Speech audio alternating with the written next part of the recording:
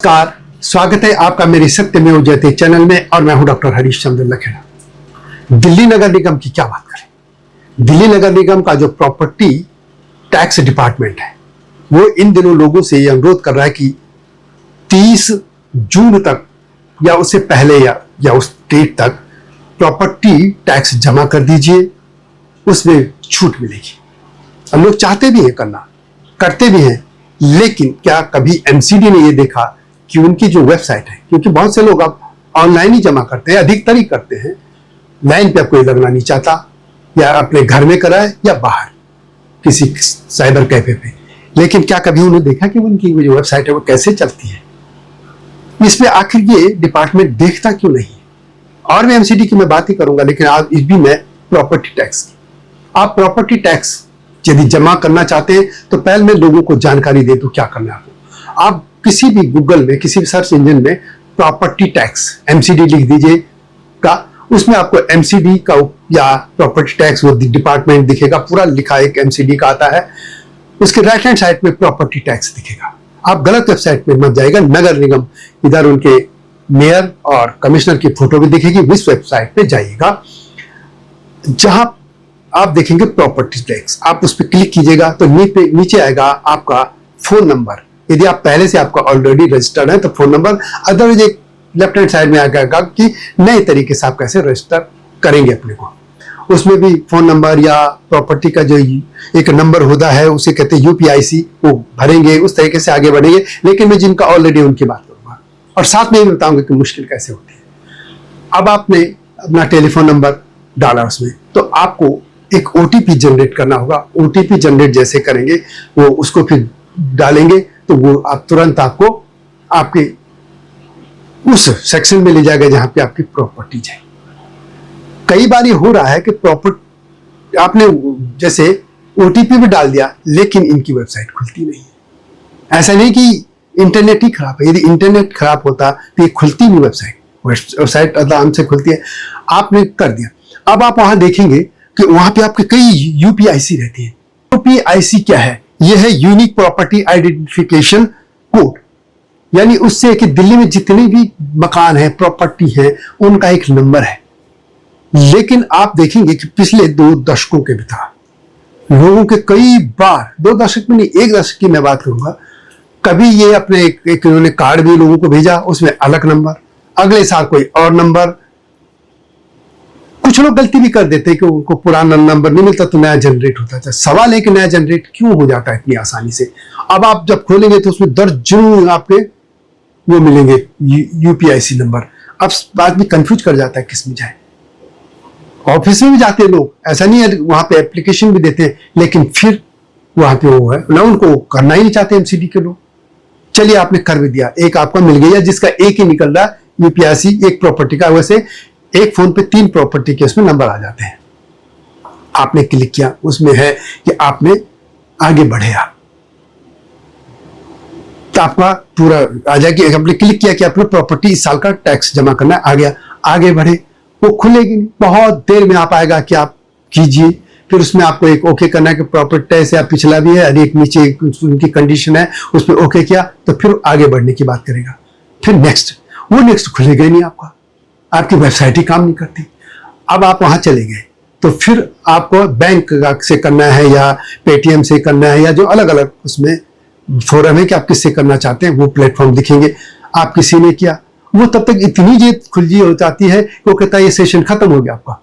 आप फिर दोबारा आप जाइए प्रॉपर्टी टैक्स वाले में जाइए, प्रॉपर्टी टैक्स से उसी प्रोसेस खोलिए, फिर ओटीपी जनरेट कीजिए, फिर आगे बढ़िए आगे बढ़िए आगे बढ़िए।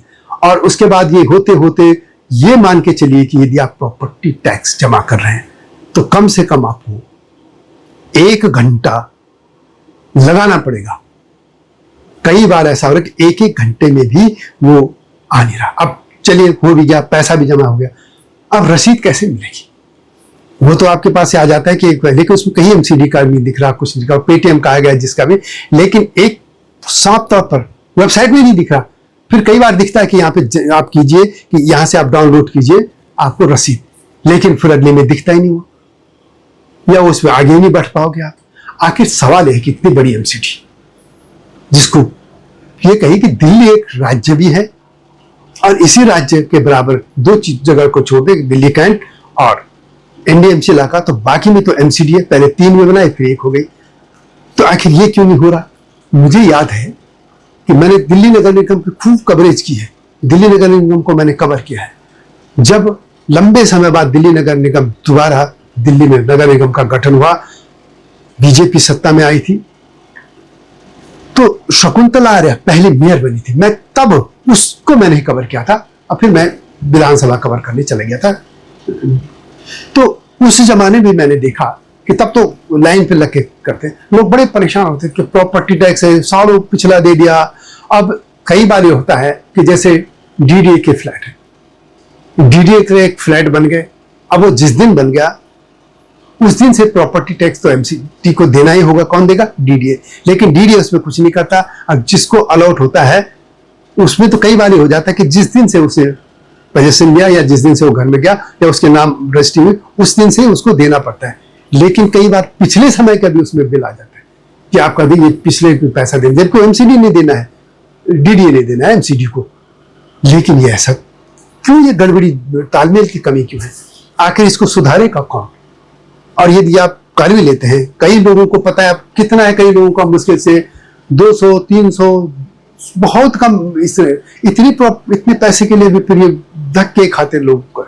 बहुत ज्यादा प्रॉपर्टी टैक्स होता भी नहीं, वैसे लोगों को देना चाहिए, टाइम भी देना चाहिए, तभी ये संस्थाएं चलेगी। मेरा ये मानना है कि टाइम पे देना चाहिए, और लोग चाहते भी देना।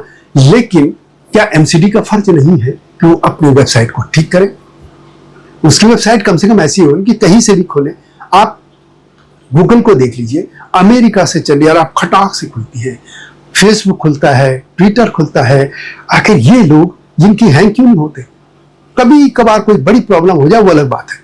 आमतौर पर कभी देखा आपने एक एमसीडी का छोटी सी, विश्व के हिसाब से तो छोटी होगी ये वेबसाइट, और उस पर भी इनकी ठीक से चलती नहीं। तो सवाल है कि लोग पैसा देना चाहते हैं, लेकिन नगर निगम एमसीडी क्यों अपनी वेबसाइट को ठीक करना नहीं चाहती?